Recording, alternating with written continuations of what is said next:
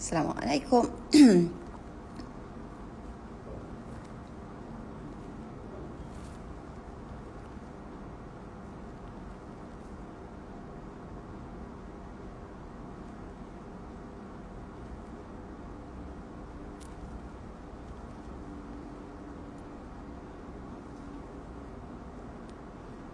Okey, Ustaz pun dah masuk. Sekejap. Okey.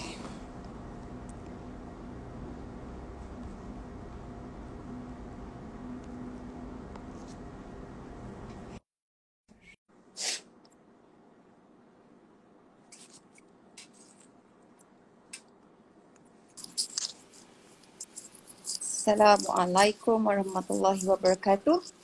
Waalaikumsalam warahmatullahi wabarakatuh.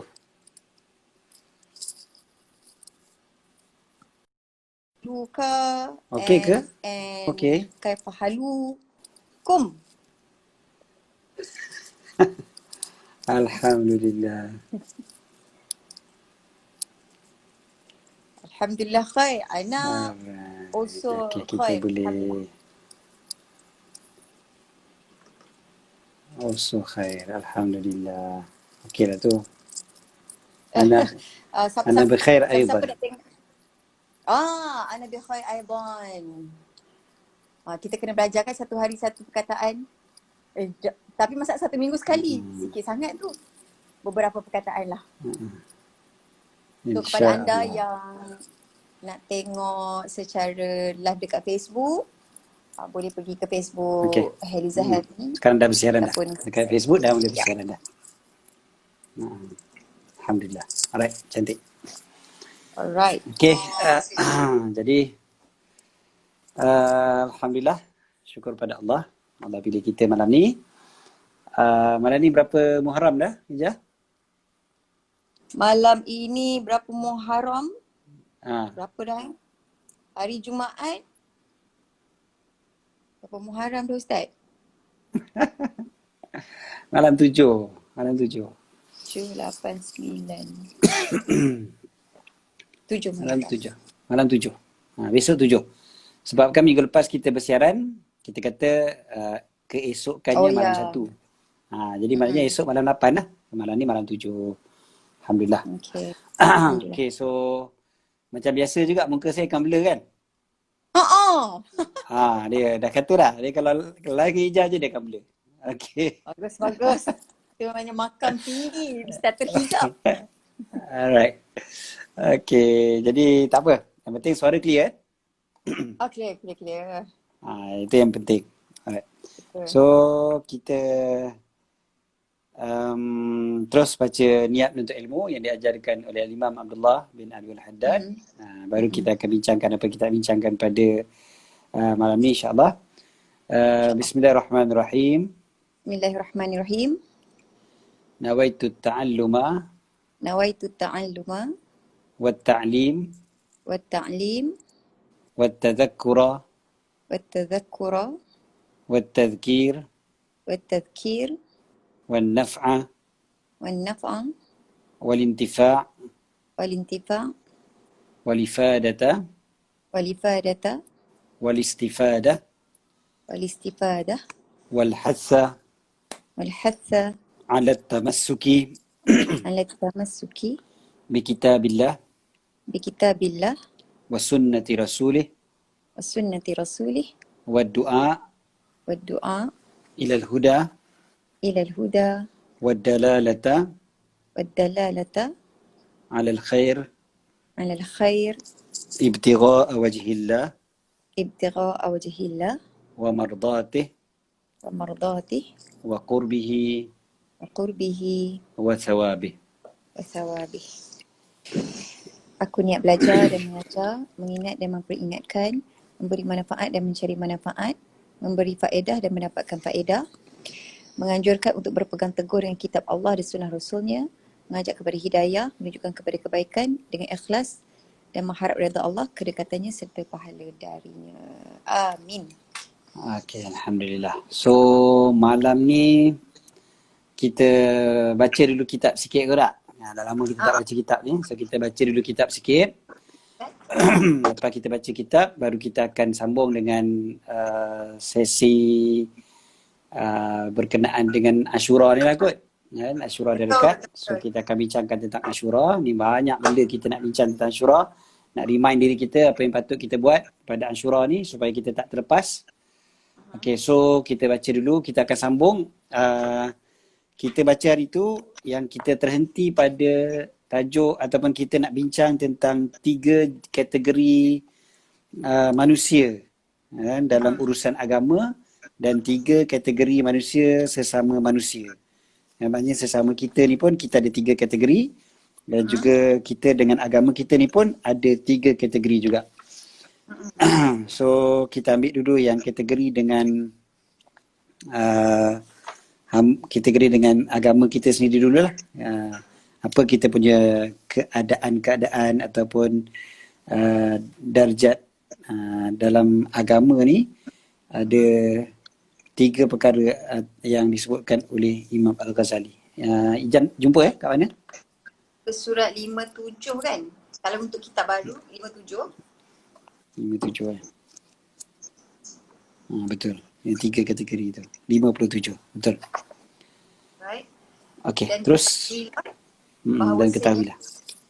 Seseorang hamba itu dipandang dari sudut agama terbahagi kepada 3 darjat. Okey. Pertama, salim. Artinya, salim. Itu ke salim, salimah. Kan. Salim. Dia Salim. Salim Tapi macam salim nama kan? macam nama penyanyi tu Salim. Salim, SM Salim juga kan? Sama. Ya, betul, sama. Salimah lain Ustaz, Salimah. Sama juga. Salimah pun boleh juga dengan cara gitu pun boleh juga. Dengan ejaan macam tu boleh. Okay. Alright, Salim. Artinya orang yang selamat iaitu orang yang hanya menunaikan yang fardu dan meninggalkan maksiat. Yang pertama. Yang kedua, kita nak sebut ni, robih. Robih. Robih hati.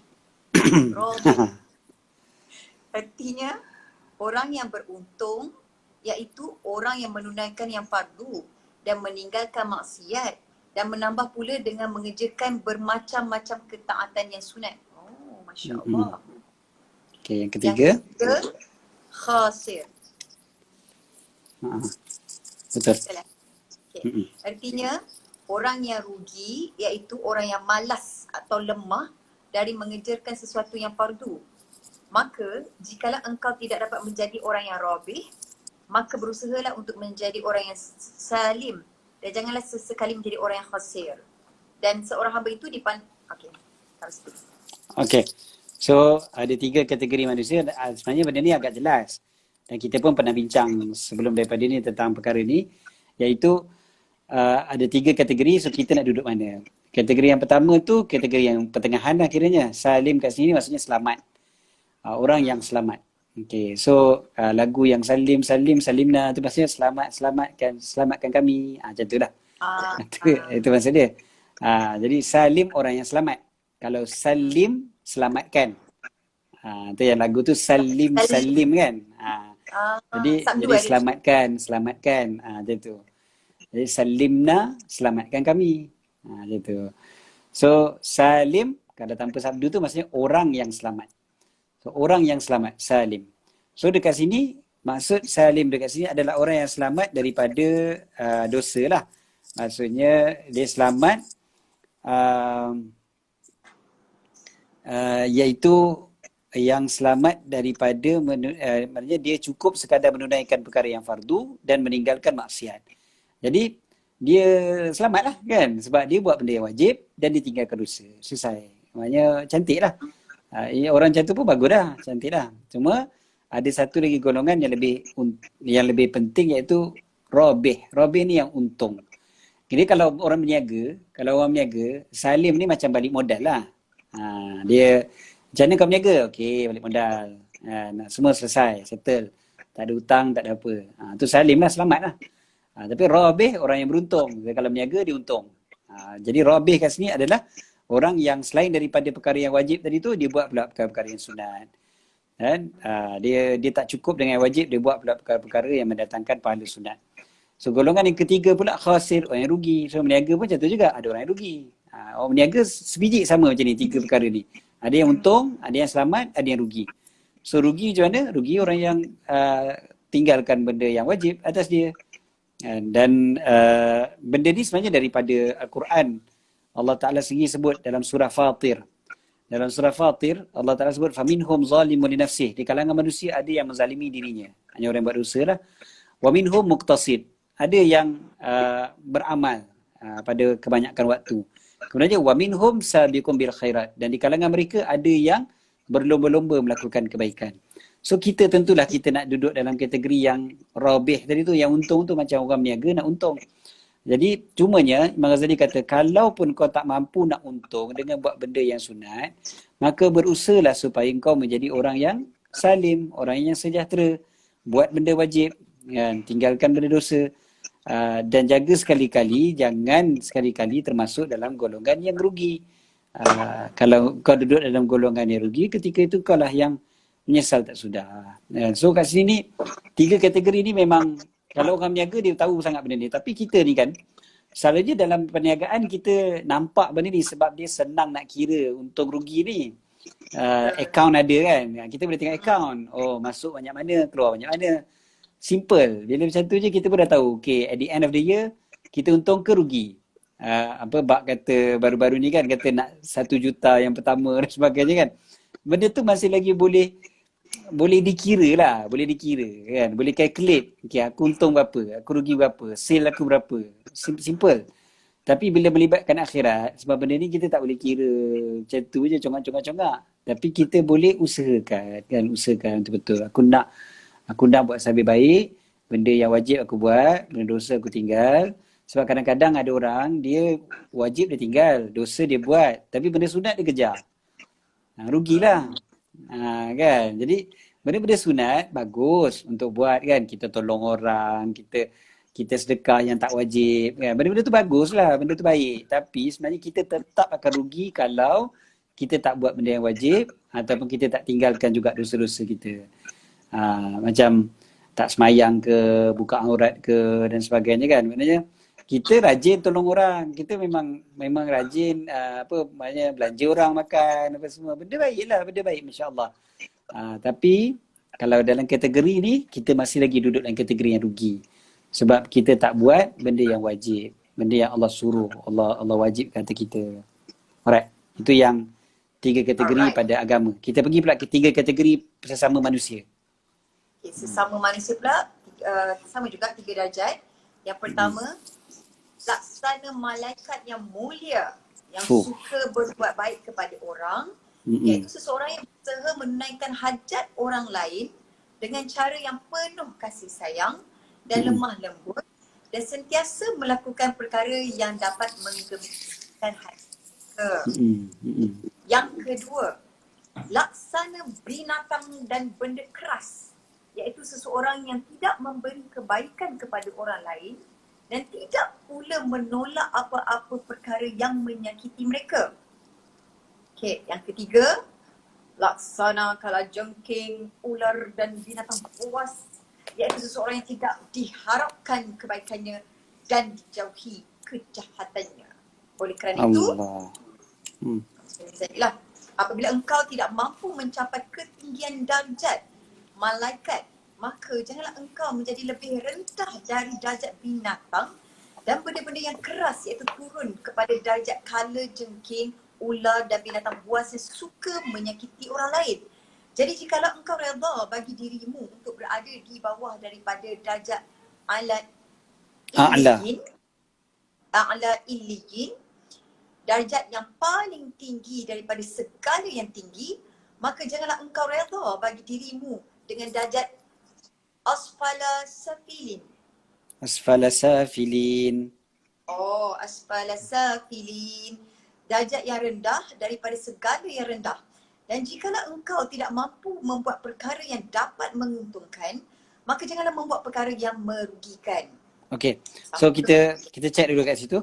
Kalau kita sesama manusia ni pun jadi maknanya kat sini ada dua sudut pembahagian kan. Satu dari segi agama, satu lagi dari segi sesama manusia. Dan which is dua-dua penting. Sesama manusia kita ni macam mana? Kalau kita tengok sendirilah diri kita, kita tak payah nilai orang lain pun tak apa. Kita nilai diri kita sendiri kan. Aku ni duduk dalam kategori yang mana? Golongan yang pertama, Imam Ghazali ibaratkan macam malaikat. Malaikat ni macam mana? Maknanya malaikat ni biasanya dia suka buat baik pada orang. Maknanya kita mengharapkan bantuan dia. Jadi manusia ni ada yang macam tu. Yang mana kalau kita jumpa dia, kita hanya mengharapkan kebaikan je daripada dia. Memang maknanya kalau dia datang tu maknanya ada buat benda kebaikan lah untuk kita. Kebaikan tu mungkin dia tolong kita, mungkin dia gembirakan kita, mungkin dia ajar kita something, mungkin dia belanja kita, apa-apalah. Maknanya orang yang selalu memberikan kebaikan. Kalau dia datang dia tu orang tertunggu-tunggu ataupun orang seronok lah kalau dia datang. Jadi biar kita jadi golongan macam ni lah kan. Golongan yang orang, kita ni sentiasa nak menyebarkan kebaikan kepada orang lain. Sentiasa nak menggembirakan orang. Okey, golongan yang kedua, laksana binatang dan benda keras. Maksudnya masuk kat sini binatang-binatang yang biasa lah, dengan benda-benda keras ni, objek-objek yang ada kat sekeliling kita ni. Yang mana Imam Ghazali kata, maknanya kalau dia ada ke tak ada ke sama je. Maknanya ada tak ada tu kita pun kadang-kadang tak perasan. Sebahagian daripada kita kan macam tu. Dia wujudnya dia dengan tak ada dia sama je. Macam orang pun tak perasan dia ada, orang pun tak perasan dia dah balik. Ataupun dia dah pindah kan. Bukan kata Muhammad tu dekat meja sana tu. Dia kan dah pindah bulan lepas. Oh, sebulan dah pindah. Sampai tak perasan langsung. Okey, golongan yang kedua ni, golongan yang okey juga sebenarnya. Dia tak termasuk dalam golongan yang ketiga. Golongan yang ketiga ni, Abang Razali kata macam kalajengking, ular, binatang buas. Yang mana orang takut-takut je kejahatan dia. Tak harap langsung kebaikan daripada dia. Maknanya kalau dia datang, orang kata, sudah. Punggah. Macam-macam lah. Macam orang kata, hancur lah. Atau macam orang bila tengok dia je, orang dah serabut dah. Datang pula dia ni. Kan macam tu. Jadi, apa orang kata, kita tak nak lah duduk dalam kategori ketiga kan. Risau kita. Takut-takut ada sebagian kita, dia shock. Dia ingat orang suka dia datang. Tapi sebenarnya orang tak suka. Kan? Itu pun bahaya juga. Kan? Jadi sebenarnya orang tak tertunggu-tunggu pun kita datang. Orang tak nak pun kalau kita ada sebenarnya. Na'udzubillah. Sebab apa? Kita bawa keburukan. Kan? Bawa keburukan kepada orang.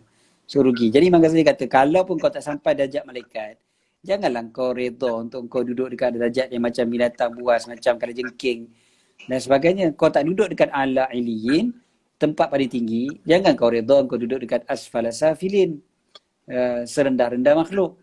Kan? Jadi kalau kau tak buat benda yang untung, jangan buat benda yang rugi. Itu konsepnya. Kat sini ni konsep ni memang jelas dalam kehidupan kita. Dia boleh jadi macam falsafah hidup kita lah dalam seharian kan. Okay, aku ni nak, kalau pun aku tak dapat paling tinggi pun, janganlah aku redha aku duduk paling rendah. Jangan kita kata, nak macam mana? Aku ni bukannya alim mana. Aku semayang apa semua tu, apa tak larat. Aku bukannya tak gerti sangat benda-benda ni semua. Lepas tu, dosa pergi rajin pula buat. Rugilah kita. Jadi maknanya kalau kau tak dapat yang paling tinggi, orang bangun qiyamul kita tak dapat, orang baca Quran kita tak dapat, orang puasa sunat kita tak dapat, apa semua kita tak dapat nak buat. Tapi jangan pula sampai yang wajib pun kita tinggal, yang haram pun kita buat, kan? Jadi maknanya at least kita buatlah benda yang menyelamatkan kita. Okey, seterusnya. Okey. Di sepanjang hari, janganlah engkau melakukan sesuatu kecuali perkara yang dapat memberi manfaat bagi akhiratmu. Atau sekurang-kurangnya melakukan perkara yang bermanfaat bagi kehidupanmu di dunia yang engkau tidak dapat lari daripadanya dan engkau berhajat kepada menggunakan manfaat dunia ini untuk pahala akhirat. Dan apabila engkau tidak mampu melaksanakan kewajipanmu kepada agamamu, ketika engkau bergaul dengan manusia atau engkau tidak selamat dari membuat maksiat, maka hendaklah engkau beruzlah. Maksud uzlah ni, mengasingkan diri daripada orang ramai. Dan itu adalah terlebih baik bagi dirimu. Maka di situlah letak keselamatanmu. Dan apabila was-was selalu datang menarik hatimu untuk mengerjakan perkara-perkara yang tidak diredai oleh Allah Ta'ala ketika engkau beruzlah. Jadi apa nak kena buat? Hendaklah engkau tidur. Kerja tidur sampai semua tidur ni. Dan inilah sebaik-baik keadaan kerana sudah menjadi pegangan kita di dalam kehidupan ini. Apabila kita tidak mampu mendapat keuntungan dan kemenangan, maka biarlah kita rela dengan lari daripada mencari keselamatan. Maka alangkah hinanya orang yang menyelamatkan agamanya dengan menganggurkan dirinya. Menganggur. Menganggurkan dirinya kerana tidur adalah saudara mati yang bermakna pengangguran hidup dan mencontohi benda-benda yang jamik yang tidak bergerak. Yang tak faham saya. Okay, tak apa. Simpelnya, terima kasih kata. Sekarang ni kan kita cuba untuk buat baik siang dan malam. Masalah kita kadang-kadang kita ada timbul persoalan kan. Kalau kita bersama dengan orang lain, kita bergaul dengan orang lain, kita keluar, kita pergi pejabat, kita jumpa orang kat kedai, ataupun zaman kita sekarang ni lah, handphone kita ni kan, dengan WhatsApp group, dengan Instagram, dengan Facebook, Twitter dan sebagainya. Kita kadang-kadang kita rasa macam kita tak dapat juga untuk mengelakkan diri daripada buat dosa. Kita tak boleh nak melaksanakan hak agama kita dengan sebaik-baiknya. Maksudnya, yalah yang tadi itulah kita kata hak agama, buat benda wajib, tinggalkan dosa. Kadang-kadang kan ada orang bila dia dengan orang lain je mesti nak jadi mengumpat. Dan ada orang bila dia duduk seorang dia boleh semayang, tapi bila dengan geng dia tak semayang. Sebab kawan-kawan tak semayang, jadi dia rasa segan nak semayang kan. Dia rasa macam, alah takkan aku seorang je semayang. Dia tinggal semayang, tak apalah aku qada je dah nanti. Dia kadang-kadang macam tu kan. Ataupun apa-apalah dosa-dosa yang lain lah. Sama ada meninggalkan kewajipan atau buat dosa bila bercampur dengan orang. Jadi Imam Ghazali kata kalau dalam keadaan macam tu, memang lebih baik kau mengasingkan diri daripada orang. Memang kalau dalam keadaan macam tu lah, memang tak boleh juga. Dan memang lebih baik kau asingkan diri. Kau kurang-kurangkanlah perlu jumpa orang tu. Kalau perlu sangat-sangat baru pergi jumpa. Kalau tak perlu tak payah. Kalau lebih baik duduk kat rumah je. Duduk bilik je. Kalau boleh left group. Kan? WhatsApp group semua tu left. Sebab apa? Aku tak boleh. Aku kalau duduk dalam group ni mulalah aku pun nak mengumpat orang sana sini, nak mengata orang sana sini dan sebagainya, nak berbalah, nak apa semua. Left lah semua. Pun boleh, tak ada masalah. Cumanya Imam Ghazali kata pula, habis kalau dah duduk kat rumah pun rasa nak buat dosa juga. Dia sebab dosa ni boleh kat mana-mana kan. Kata aku baca Quran, aku semayang pun, tengah semayang pun ingat dosa. Aku baca Quran pun hati aku ni ingat dosa. Jadi macam mana cara dia? Imam Ghazali kata kalau macam tu kau tidur je lah. Tidur je lah, dia kata tidur lah. Tapi Imam Ghazali kata betul lah walaupun Imam Ghazali bagi solusinya adalah tidur. Tapi Imam Ghazali juga kata sebenarnya rugilah kau. Tidur tu jadi keadaan kau yang paling baik sekali. Jadi seolahnya dia kata, Imam Ghazali juga kata betul lah tidur tu at least kau selamat. Istilahnya disebutkan satu pepatah Arab, kalaupun tak mampu mendapat habuan ghanimah ni perang ni, habuan perang, harta rampasan perang tu, maka paling tidak kau dapat balik dengan selamat. Maksudnya waktu perang kalaupun kau tak menang, kau dapat harta daripada pihak lawan, at least kau dapat balik ke rumah kau dengan selamat, kau tak mati, itu dah bagus lah. Jadi macam inilah, maknanya kita kat luar sepatutnya kita boleh buat macam-macam pahala, tapi akhirnya pahala tak dapat, dosa pula yang dapat. Jadi at least baliklah rumah, tidur je. Walaupun tidur tu kau tak dapat pahala pun, tapi sekurang-kurangnya kau selamat daripada melakukan dosa. Jadi Imam Ghazali kata sebenarnya rugi sebab keadaan kau nak selamatkan agama kau tu dengan menganggurkan hidup kau. Menganggurkan tu maksudnya kau tak buat apa lah. Tidur kan. Tidur ni macam menganggur lah. Dia tak buat apa-apa langsung. Tak ada input, tak ada faedah langsung. Dan dia menghilangkan kehidupan kita, dan kita waktu tu sama je dengan objek-objek yang tak bernyawa sekeliling kita. Waktu kita tidur, kita dengan katil kita sama je nilai dia. Tak ada beza. Kita bila bangun ni barulah ada beza. Kan? Katil tak bangun sama dengan kita. Kalau dia bangun, kita pun terkejut. Jadi kita dengan katil, bila kita tidur sama je nilai dia, tak ada beza. Dengan dinding, dengan bantal, dengan apa semua tak ada beza. Tapi bila kita hidup, baru kita boleh bergerak, baru kita boleh buat macam-macam. Jadi orang kita rugilah kalau kau nak selamatkan agama kau dengan cara tidur je. Tapi at least kau selamat daripada kau tak selamat. Okey. Namun dalam masa yang sama, macam juga kita biasa sebutkan, kita ni kan nak tak nak yang paling bagus memang tetap bermasyarakat. Kita tolong orang. Macam tadilah, kategorikan manusia tadi kan. Tolong orang tu tetap yang terbaik. Kan? Tetap kita ni apabila bersabar dengan kerenah dalam masyarakat tu sebenarnya lebih baik daripada kita duduk sorang-sorang je, kita bajet kita bagus. Kan? Tetap yang lebih bagus adalah sabar dalam kehidupan bermasyarakat. Kita ada kawan-kawan, kita ada jiran tetangga, kita ada saudara mara, kita ada macam-macam kan. Kadang-kadang kan kita kena sabar kan. Sabar kan. Jumpa orang sana, jumpa orang sini, kadang sabar. Siang malam ada je benda kita kena sabar. Sabar tu kan pahala besar. Jadi sebenarnya kalau kita mampu untuk bersabar dalam menghadapi kerenah manusia sekeliling kita, maka itu lebih baik daripada kita menyendiri, daripada kita tinggal semua. Sebab ada orang kan sahabat sabar ni dia macam ni dia punya kelebihan sabar ni Ustaz? Paling simple tapi besar adalah Allah Ta'ala sebut innallaha ma'as sabirin. Sesungguhnya Allah bersama dengan orang yang sabar. Itu sangatlah besar. Allah bersama dengan orang yang sabar kan. Maknanya nak apa lagi kan? Kita dapat bersama dengan Allah Ta'ala. Jadi memang sabar ni pahala dia sangat besar, kita tahu kan. Dalam Quran pun banyak sebut tentang sabar dan sebagainya. Tapi benda susah lah. Kita tak nafi benda tu susah. So kalau kita tahu kita ni jenis baran contohnya kan. Jenis memang nak maki hamun orang je kerjanya. Kalau kan maki kita tak boleh nak sabar. Dan lebih baik kita elak lah. Kita elakkan diri kita daripada berjumpa dengan orang macam tu. Tak ada masalah. Kan? Walaupun mungkin ada orang cakap, dia ni tak bersosial lah, tak bermasyarakat lah kan. Nak buat macam mana dah, memang kita kenal diri kita. Kita ni memang lemah. Aku memang tak boleh. Dia sabar tu first place ke ataupun bila dah mungkin ada emosi ke dan sebagainya?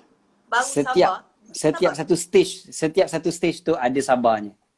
Daripada mula kita berjumpa dengan orang, daripada kita, semuanya ada sabar dia. Sabar ni kan dia macam-macam jenis kan. Itu nanti kita bincang dalam tajuk yang lain lah. Tapi memang kata apa, lebih baik bermasyarakat daripada duduk bersendirian. Tapi kalau bila kita bermasyarakat, kita tak hindarkan diri daripada dosa dan hindarkanlah diri, itu yang dipanggil sebagai uzlah. Duduk seorang-seorang. Jadi saya perlu sebut benda ni sebab dalam kitab sebut terus pasal uzlah tu. Saya risau nanti kan ramai pula yang semua grup dia left, Instagram dia tutup, Facebook dia tutup, kerja pun tak nak pergi. Sudah. Lepas tu duduk seorang-seorang. Jadi kata sebab Imam Ghazali kata kena beruzlah. Kan? Kita bukanlah terus masuk gua tapi Imam Ghazali sendiri pun ada pengalaman ni. Imam Ghazali sendiri pun ada pengalaman uzlah. Dia lari daripada dia punya kampung terus pergi dekat macam-macam tempat lah. Dia pergi ke Mekah, lepas tu dia pergi sampai ke Damsyik, apa semua tu, duduk seorang-seorang. Imam Ghazali pun ada pengalaman ni. Tapi kita tak payah cerita bab tu panjang untuk malam ni. Sebab malam ni kita akan bincang dulu pasal Ashura lah kot insyaAllah. Ustaz Ilyas, pasal tidur, macam mana? Tadi tidur kan tak berpahala. Macam mana kita nak jadikan tidur kita ni berpahala? Tidur berpahala bila niat tidur tu betul. Niat kita nak mengamalkan sunnah Nabi ketika tidur. Niat kita tidur tu untuk menguatkan diri, untuk beribadat. Tidur kita tu dalam menanti ibadat yang seterusnya. So tu dapat pahala. Kalau tidur saja tak dapat pahala lah. Okay. So kita terus pergi pada cerita pasal Ashura. Okay. Kita nak mula dari mana Kita mula dari puasa hari Khamis ni lah kan. Kita mula daripada puasa lah kalau macam tu. Kita cerita pasal puasa dulu.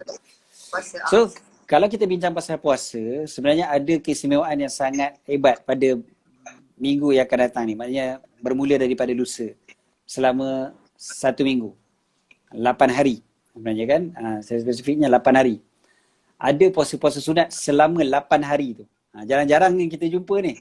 Dia memang berturut-turut aja semua. Okay.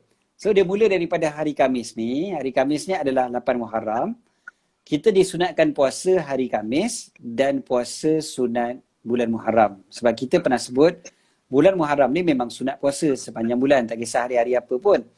Jadi kalau kita puasa hari Khamis ni, kita niatkan puasa sunat Khamis dan puasa sunat bulan Muharram. Okey. Kalau ada qada sekali lah. Okey. Tadi saya dapat soalan. Dia kata, Ustaz, kalau hari Khamis ni dia nak puasa sunat bulan Muharram, puasa sunat hari Khamis, puasa qada puasa Ramadan hari tu, dan campur dengan puasa nazar sekali. Boleh tak? Jawapannya, tak boleh gabungkan yang wajib tu dengan yang wajib. Okey. Yang wajib dengan wajib kena asing. Yang dengan sunat tu boleh. Okey, tu hari Khamis. Hari Jumaat. Hari Jumaat disunatkan pula untuk kita puasa yang dipanggil puasa hari Tasu'a. Tasu'a maksudnya 9 hari bulan. Dalam bahasa Arab, Tis'ah tu 9. Tis'ah 9. Okey. So, Tasu'a hari yang ke-9 tu lah. Hari yang ke-9 tu dipanggil Tasu'a. Hari ke-9 yang diulang-ulang. Itu maksud Tasu'a. Jadi, 9 Muharram disunatkan puasa. Satu hari sebelum Ashura. Kemudiannya hari... Dia yang nak tabung Ustaz? Saja ke puasa hari atas su'a? Niat saja puasa hari Tasu'a dah cukup dah. Sebab Tasu'a secara automatik dia puasa bulan Muharram. Kan nak gabung dengan qada Ramadan. Dengan qada boleh ah, dengan qada boleh. Tak ada masalah. Atau yes, atau. Okey. So, itu pada hari Jumaat ni. Hari Sabtu 10 Muharram adalah hari Ashura. Hari Ashura disunatkan puasa. Ganjaran puasa hari Ashura dalam hadis sebut menghapuskan dosa setahun yang terdahulu. Menghapuskan dosa setahun yang terdahulu. So, kita banyak dosa. Mudah-mudahan Allah ampunkan dosa-dosa kita sepanjang tahun yang lepas. Kita kan awal tahun lagi ni kan, 1442. So, mudah-mudahan sepanjang 1441 tu dosa-dosa kita tu, Allah ampunkan semuanya. Okey, seterusnya. Hari Ahad. Hari Ahad sunat puasa sehari selepas Ashura. Okey. Ada yang tanya, dianjurkan puasa 9 atau 11 atau kedua-duanya sebelum dan sesudah 10 Muharram? Maksudnya adakah disunatkan untuk kita puasa 9 dan 10 atau 10 dan 11? Atau 3-3 hari sekali? Jawapannya yang paling afdal 3-3 hari sekali. 9, 10, 11. Dalam mazhab Syafi'i begitu. Yang paling afdal puasa 3-3 hari tu. 9, 10, 11. Tapi kalau kita tak mampu nak puasa 3-3 hari, maka ambillah 2. Maknanya hari Jumaat Sabtu atau Sabtu Ahad. Contoh kata hari Ahad tu ada kenduri. Kan? Ada kenduri. Jadi kita puasalah Jumaat Sabtu. Puasa Jumaat Sabtu. Ataupun hari Jumaat ni kerja. So tak larat nak puasa. Puasa Sabtu Ahad. Kalau dapat puasa Jumaat Sabtu Ahad, lagi bagus. 9, 10, 11. Okey, seterusnya. Ustaz, kalau macam Khamis, kalau dia ambil Khamis, lepas tu dia ambil Khamis, Jumaat, Sabtu. Ahad dia tak ambil. Ataupun mana better? Jumaat, Sabtu, Ahad ataupun Khamis, Jumaat, Sabtu? Dia nak katalah 3 hari. Yang kalau 3 hari yang paling better mana? Khamis, Jumaat, Sabtu ataupun Jumaat, Sabtu, Ahad?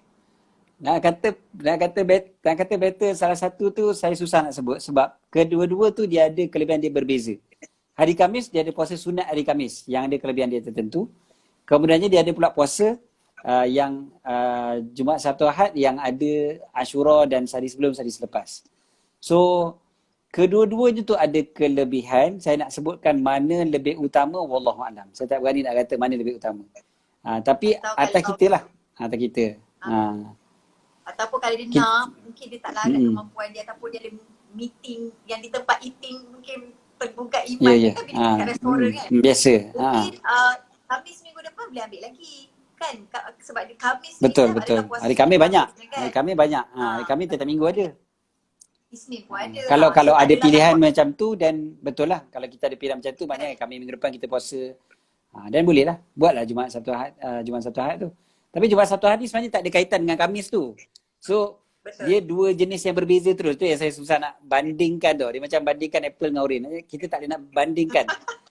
Dia maknanya dua-dua tu dia ada kelebihan dia masing-masing. So, puasa yang Khamis, puasa Jumaat, Sabtu, Ahad. So, Jumaat, Sabtu, Ahad tu Kalau kita nak bandingkan sama ada Jumaat satu Ahad atau Jumaat Sabtu dan satu Ahad, ataupun Sabtu saja, kan. So kalau Sabtu saja, ya. Kalau kita tak dapat juga puasa Jumaat dan Ahad, yang ada cuma Sabtu je yang kita boleh puasa, dan puasalah Sabtu tu. Jangan tinggal langsung puasa Ashura. Kan, puasa Jadi Ashura ni Ustaz, kalau boleh jangan tinggal. isu dia macam kita ada meeting atau apa, ada meeting memang betul-betul kat restoran lah. Jadi kita nak set up meeting sama ada hari Khamis ke ataupun kita nak set up meeting hari Jumaat ataupun hari Ahad. Jadi kalau macam ni keadaan dia, sebab Khamis minggu depan insyaAllah ada lagi. So ambil lah Khamis. Tak in case kalau yang tak boleh berpuasa lah. Jangan gadaikan Jumaat Sabtu Ahad. Kalau boleh, begitu ke? Betul. Kalau bolehnya, kalau boleh pilih, ya. Jumaat satu Ahad tu puasalah. Tu puasa Ashura. Kan? Okey, seterusnya Isnin. Isnin balik semula pada puasa bulan Muharram dan puasa hari Isnin. So, 2 dalam 1. Hari Selasa dah jadi 13 Muharram. Selasa minggu depan. Selasa, Rabu, Khamis tu disunatkan untuk kita puasa hari putih. 13, 14 dan 15. Puasa hari putih. Cuma hari Khamis minggu depan dia ada puasa hari putih dan puasa hari Khamis. Kan? Sekali insyaAllah. So, daripada hari Khamis, hari Khamis ni sampai hari Khamis minggu depan, ada puasa-puasa sunatnya sebenarnya. Yang insyaAllah kita akan sebarkan posternya. Esok insyaAllah kita akan share lah poster berkaitan dengan puasa-puasa tu, insyaAllah. Tak, orang selalu keliru juga pasal puasa hari putih. Kalau diorang tak dapat 3 hari, 13, 14, 15, adakah 15, 16, 13, 14, 15, 14, 15 saja boleh ke? Salah satu ke macam mana konsep hari putih? Kalau dia ambil satu hari je, dia tak dapat puasa yang dalam hadis sebut 3 hari dalam sebulan tu yang Nabi SAW pesan. Nabi SAW pesan supaya berpuasa 3 hari sebulan. Maksudnya jangan tinggalkan puasa 3 hari sebulan. Dan puasa 3 hari sebulan tu kata ulama maksudnya puasa hari putih. Maknanya 3 hari tu perlu puasa. Kalau dia puasa juga 13, 14, 15. Tapi kalau lah contohnya dia tak dapat puasa 13, 14, 15, dia puasa 14, 15, 16. Dia dapat ke tidak puasa tu? Dapat. Bukan tak dapat sebab amalan sunat tetap boleh qada. Jadi dia tetap dapat pahala puasa tu. Tapi jangan saya sajalah. Janganlah saya saja. Okey. Lepas tu ada yang soal. Ni ada beberapa soalan. Beberapa kali dah ada yang tanya. Ustaz, kalau puasa hari Jumaat ni ataupun hari Sabtu ni, maknanya Sabtu saja dia kena puasa tak hari lain? Maknanya Sabtu ni kan kita sebut Ashura. Jadi kita pun dah sebut tadi, kalau hari Jumaat ada meeting contohnya, hari Ahad ada kenduri. So boleh tak dia puasa hari Ashura, hari Sabtu ni saja? Jawapannya boleh. Sebab kita bukannya puasa saja-saja nak puasa kita, tapi kita puasa Ashura. So kebetulan Ashura jatuh pada hari Sabtu dan hari Sabtu dah puasa. Sama juga hari Jumaat tu.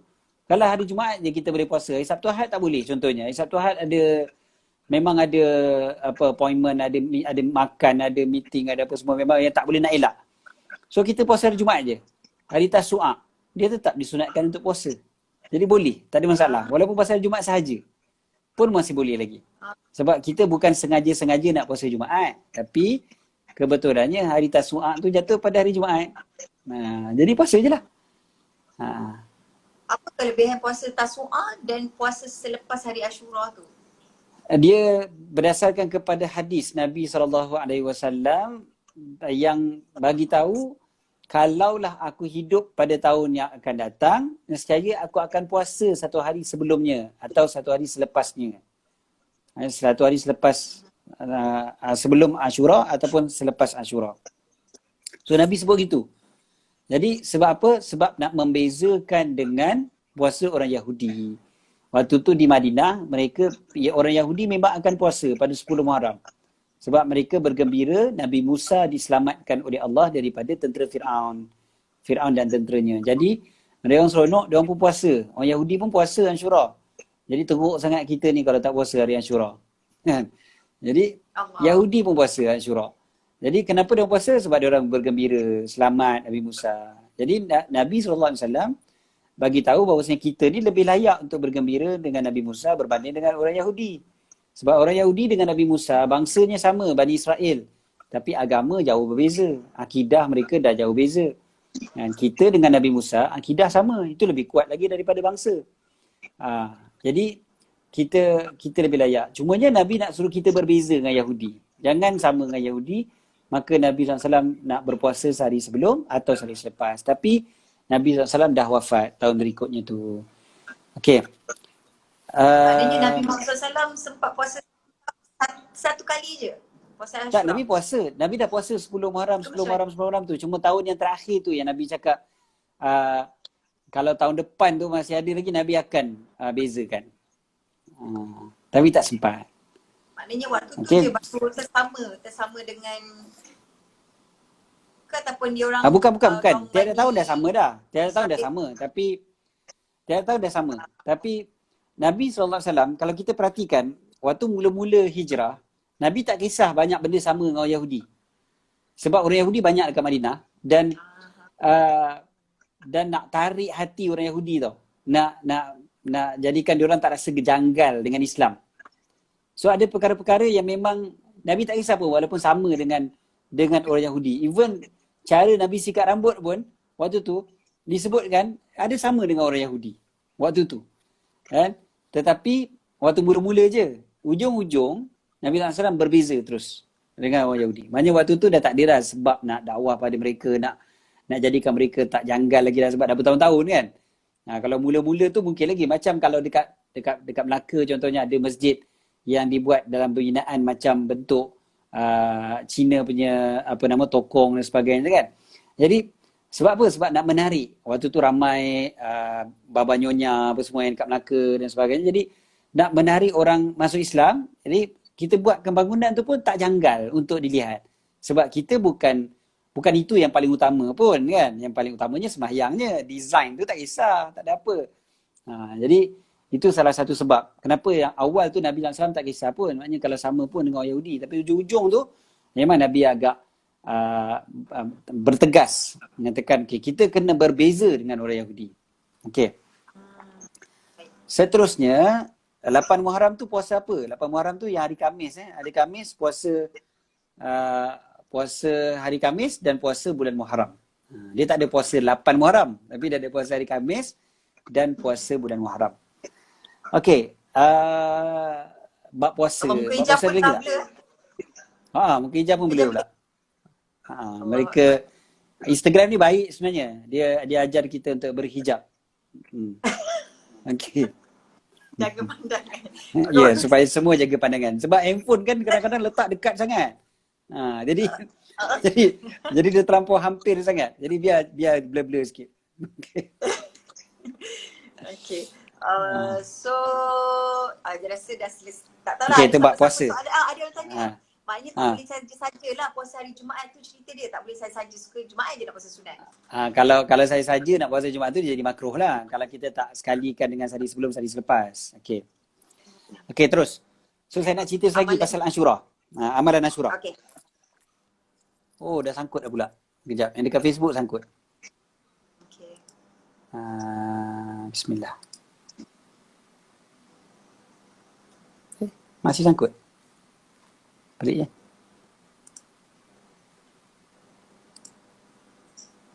Okey dah.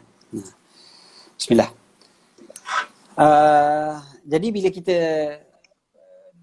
berbincang pula berkaitan dengan hari Ashura tu, hari Ashura hari Sabtu ni, hari Ashura ni kita ada perkara-perkara yang kita nak buat yang special berbanding dengan yang lain. Antara perkara yang elok kita buat daripada hari Ashura, bersyukur tadi, kita sebut bersyukur atas nikmat Allah Ta'ala selamatkan Nabi Musa daripada Fir'aun dan sebagainya. Antara yang kita boleh buat adalah kita membersihkan diri, kita bergosok gigi, berwangi-wangian, pakai celak, potong kuku, bersihkanlah, rapikanlah diri kita pada hari Ashura tu. Macam hari raya, kita rapikan diri, macam tu jugalah pada hari Ashura. Itu yang pertama. Okey. Yang seterusnya, yang apa yang patut kita buat pada hari Ashura? Puasa lah. Itu kita dah sebut tadi. Seterusnya, selain daripada puasa dan selain daripada membersihkan diri dan sebagainya tu, berwangi-wangian, kita disunatkan untuk melapangkan rezeki untuk ahli keluarga. Melapangkan rezeki untuk ahli keluarga. Apa kelebihan siapa yang melapangkan rezeki pada ahli keluarga adalah siapa yang melapangkan rezeki pada ahli keluarga, Allah akan lapangkan rezeki untuknya sepanjang tahun. Ini ada hadis. Hadis ni ulama beza-beza pandangan, dhaif ke tidak. Tetapi para ulama amalkan hadis ni. Contohnya Imam Sufyan, contohnya mengamalkan hadis ni. Beliau kata, aku amalkan benda ni selama berpuluh-puluh tahun. Terbukti berkesan dia. Memang terbukti. Berpuluh-puluh tahun aku buat. Maknanya, lapangkan rezeki untuk ahli keluarga pada hari Ashura, Allah lapangkan rezeki sepanjang tahun. So, lapangkan rezeki macam mana? Maksud lapangkan rezeki ni, maksudnya kita belanja makan. Makan tu biar yang special sikit pada hari tu untuk keluarga kita. Jadi berebutlah belanja makan keluarga. Kalau keluarga jauh, back in. Kalau keluarga jauh, back in lah. Contoh kadang-kadang ada sebahagian kita anak dia dekat universiti ke, anak dekat sekolah asrama. Then back in je lah. Back in, kata ni Long, mak dia masukkan duit ni RM100, kau belanja, Long belanja kawan-kawan Long makan contohnya kan.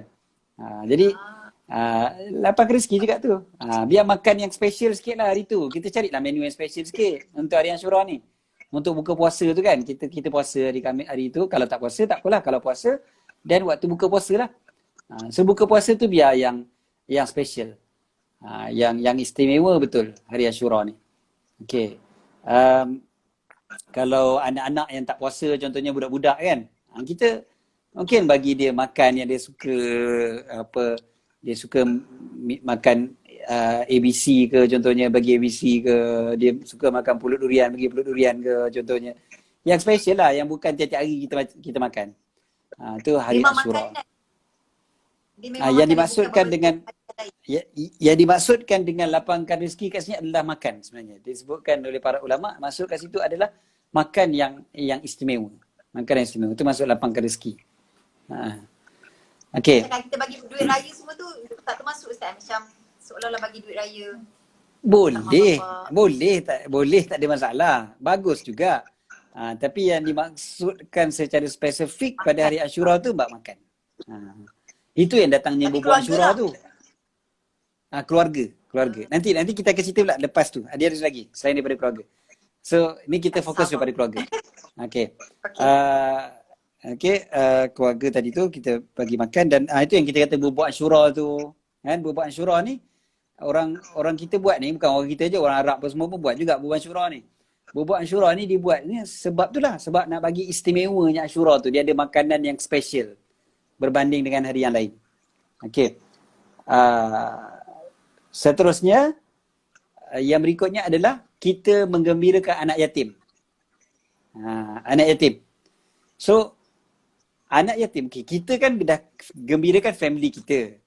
Anak yatim, bapak dia tak ada. Siapa yang nak gembirakan dia kalau bukan kita? So, kita sebagai masyarakat, kita lah pula tolong gembirakan anak yatim tu. Janganlah keluarga kita je gembira, keluarga kita dia masih ada mak bapak contohnya. Anak yatim dah tak ada. So, gembirakan anak yatim. Kalau dalam kitab kadang-kadang sebut sapu kepala anak yatim. Tapi maksud sapu kepala ni bukanlah sapu je. Bagilah dia, bagi duit ke, bagi gula-gula ke, bagi makanan. Apa-apalah yang boleh menggembirakan anak yatim. Carilah anak yatim. Hari Sabtu ni cari. Mana anak yatim yang kita nak tolong. Sekarang kan senang. Sekarang boleh bank in je. Kan, bagi pada penyelaras sekolah anak yatim dan sebagainya tu, kita bagilah. Kita kata ni tolong bagi pada budak-budak anak yatim ni hari Ashura ni, tolong buat sikit kenduri untuk diorang contohnya lah. Belikan diorang hadiah special-special sikit contohnya. Boleh macam tu. Yang seterusnya adalah menziarahi orang soleh. Menziarahi orang yang soleh. Orang yang baik. Orang yang soleh ni maksudnya bukanlah baik dengan kita je, tapi maksudnya hubungan dia dengan Allah Ta'ala sangat Masya Allah kan. Kalau boleh tu ziarah tutup guru contohnya kan, yang senior. Itu lagi hebat lah, lagi bagus. Dulu saya selalu sebut, saya kata kita ni kan, kalau tugu tu masih ada. Kadang-kadang kita masih lambat-lambat kan. Kita kata nak ziarah. Tapi bila dah meninggal baru kita, Allah tak sempat nak jumpa dia. Tak sempat nak ziarah. Meninggal dah. Kadang kita kan macam tu kan. Kita ni bila dah tak appreciate baru nak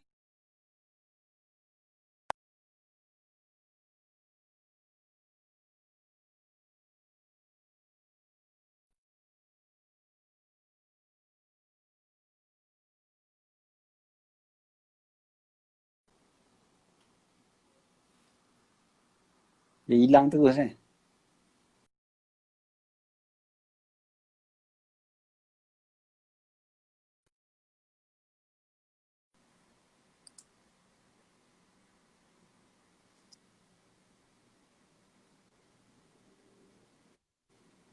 Oh, internet je.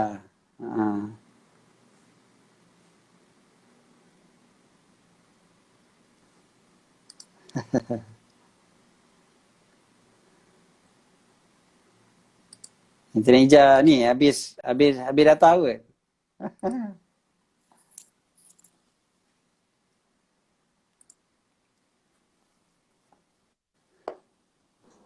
Tes.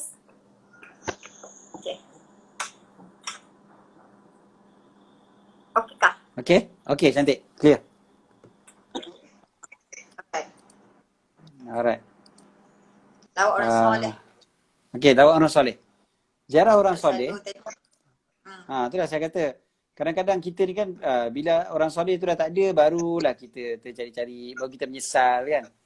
Sedangkan menyesal waktu tu dah tak guna dah kan. Kita menyesal betul lah. Dulu dia ada aku tak pergi pun. So inilah waktu yang terbaik untuk kita pergi pada hari Ashura. Ziarah orang soleh. Ziarah tu bawa lah something kan. Janganlah kita pula perhabis-perhabis dia kan. Kita pula siap order lagi kan. Siang ke Minta malam makan tu, minta makan ni. Sebenarnya tak kisahlah siang ke malam. Yang pentingnya sempena Ashura tu. Ya, yang penting sempena Ashura tu. Tak kisahlah. Dia bukanlah secara spesifik kena siang tu juga ke apa ke tak. Tapi sempena Ashura ni pergilah ziarah orang soleh. Lagi pula tahun ni kita ada long weekend kita katakan. Jumaat, Sabtu, Ahad. Sabtu, Ahad, Isnin. Cuti. So manfaatkanlah. Mungkin boleh kalau tak sempat pun pada hari tersebut. Mungkin kita boleh ziarah pada hari Ahad tu ke contohnya. Hari Isnin tu ke cuti kan. Ziarah orang soleh. Tutur guru yang dah berusia ni lebih-lebih lagi lah patut kita utamakan. Yang dah uzur sebagainya kan. Dulu saya selalu sebut Dr. Harundin meninggal lah. Lepas tu Ustaz Ismail Kamu, saya biasa sebut pasal Ustaz Ismail Kamu. 2 tahun lepas, 3 tahun lepas Dr. Harundin meninggal, saya selalu sebut, pergilah ziarah Ustaz Ismail Kamu tu. Ustaz Ismail Kamu masih ada lagi kan. Dah uzur. Tu kita tengok baru ni beliau pun dah pergi meninggalkan kita bulan Ramadan baru ni kan. Jadi maknanya kita ni takkan kita nak tunggu orang lain pula meninggal seorang meninggal. Lepas tu tiap-tiap kali itulah kita kata, alah tak sempat nak jumpa. Kita lah kena initiate kan. Kita boleh jumpa macam-macam orang kat dunia ni, kita boleh pergi macam-macam tempat kat dunia ni. Tapi nak pergi rumah orang soleh tu, solehah tu, kadang kita tak buat-buat. Kan? Pergilah ziarah siapa macam 2 tahun lepas saya dimaklumkan grup surau Putrajaya Muslimat dia orang cakap dengan saya, dia orang kata, Ustaz, kita orang amalkan apa Ustaz cakap tu. Kita orang pergi ziarah Ustazah Nafizah Musa. Saya katalah, pergi ziarah Ustazah Nafizah, satu je dah dapat, daripada yang lain-lain mungkin jumpa orang solehah. Jadi dia orang cakap, tak Ustaz, dekat situ ada anak yatim kat sekolah Ustazah. Sekolah Ustazah, anak yatim. So kita orang gembirakan anak yatim, kita orang belajar anak yatim. Lepas tu kita orang belanja makan sama-sama kita orang dengan keluarga apa semua. Jadi kita dah dapat 3 in 1 sekaligus kata bila pergi ziarah Ustazah. Itu contoh lah. Maknanya kan, dia orang pandai, dia orang bijak nak buat semua tu. 3 in 1 terus dia orang buat sekaligus. Jadi itu contoh. Kita pun cuba buat apa yang kita boleh cari siapa yang kita nak pergi ziarah. Ziarah orang soleh. Okey. Lepas tu apa amalan yang diajar oleh para ulama juga? Antara yang elok untuk kita baca pada hari Ashura tu sendiri, ini amalan para ulama walaupun dia bukan daripada hadis, tapi ini diamalkan oleh para ulama. Memang mereka baca. pada hari Ashura, mereka akan baca hasbiyallah wa ni'mal wakil, ni'mal maula wa ni'man nasir. Hasbiyallah wa ni'mal wakil, ni'mal maula wa ni'man nasir. Mereka akan baca 70 kali. 70 kali. Hasbiyallah wa ni'mal wakil, ni'mal maula wa ni'man nasir. Biasanya baca waktu petang lah. Tapi kalau rasa macam kalau petang tu agak kelam kabut dan sebagainya, boleh je lah baca sepanjang hari tu. Dan sekejap je pun masa yang diperlukan pun sebenarnya untuk baca 70 kali tu. Duduk sekejap je dapat lah, insyaAllah. Kan? Hasbiyallah wa ni'mal wakil, ni'mal maula wa ni'man nasir. 70 kali. Okey, itu je lah untuk Ashura. Okey. Ada soalan tu ke dekat ni? Ni untuk hari Syura, kalau macam hari Tasu'a ataupun selepas tu ada lagi tak ada. Yang tu tak ada secara spesifik. Yang tu tak ada secara spesifik. Yang tu puasa sahaja. Kita ada soal jawab. Kita ada soal jawab Ashura yang terbitan oleh Hikmah, yang ada gambar kartun saya tu. Yang tu kita akan yang tu kita kesiarkan lagi sekali. Itu tak tahu dah berapa tahun dah. Itu tiap-tiap tahun kita ulang siar. Jadi banyak pahala tukang lukis kartun tu. Sebenarnya tak tahu siapa pun yang lukis tu, dah tak ingat pun siapa. Okey. Anda tanya, Ustaz Syed jawab. Ni dia. Kemudiannya dia ada satu bacaan. Nanti kita akan share juga bacaan tu. Bacaan tu dibaca 70 kali. Subhanallah mil'al mizan wa muntal ilmi wa badullah ridha wa zinatal arsy. Panjang lah. Nanti kita akan bincangkan nanti, insyaAllah. Nanti kita sharekan nanti, insyaAllah. Okey. Soalan. Berdoa dalam sujud tu sebenarnya kena. Tapi ni soalan kita lain. banyakkan juga sedekah, buat kebajikan pun termasuk juga sebenarnya. So maknanya kalau kita nak belanja guru-guru ke apa ke, boleh jugalah kan. Sebenarnya elok amal lah. mulia. Sempena. Yelah, betul lah. Tapi bila hari tu hari yang istimewa, hari yang mulia, lebih-lebih lagi lah kita digalakkan. Tapi sekarang ni kita yang PKPP ni kira macam mana Ustaz? Better kita bank in je and minta dia uruskan ke, ataupun kita datang juga jumpa anak yatim, ziarah guru, mana macam mana keadaan?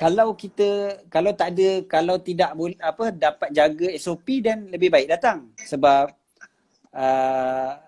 dia bila berjumpa ni, kegembiraan tu kan dia beza dengan hanya semata-mata online aja. Kan? Dia tak mesti nampak Ijaz sebagai artis yang datang orang seronok. Tapi siapa-siapa pun sebenarnya, semua kita, semua yang tengah tengok live ni, kalau kita pergi ke rumah anak yatim dan sebagainya, dia orang akan gembira dengan kedatangan kita, confirm. Kan? Tapi kita datang tu bukanlah sekadar nak tengok dia macam kita pergi zoo. Jangan buat macam tu, sudahlah. Memanglah dia tak suka. Tapi kalau kita datang tu bawa makanan special-special, bawa mainan yang budak-budak suka dan sebagainya kan, of course dia akan seronok bila kita datang. Datang tu lebih menggembirakan diorang daripada cikgu diorang bagi tahu, ustaz diorang bagi tahu, anak-anak semua ada hamba Allah yang belanja kita makan hari ni, jemputlah makan. Dia lain dia lain dengan ada orang tu sendiri datang sekali. Memang berbeza. So kalau dapat jaga SOP, PKPP apa semua, lebih baiklah. Tapi kalau kita rasa risau waktu PKPP ni apa semua, then online je lah. Tinggal 1 minit 44 saat lagi remaining. Jadi mudah-mudahan kita dapat manfaatkan betul-betul hari Ashura yang akan datang ni. Jangan kita lepaskan peluang hari Ashura dan hari-hari yang dalam bulan Muharram ni, pesta ibadah ni.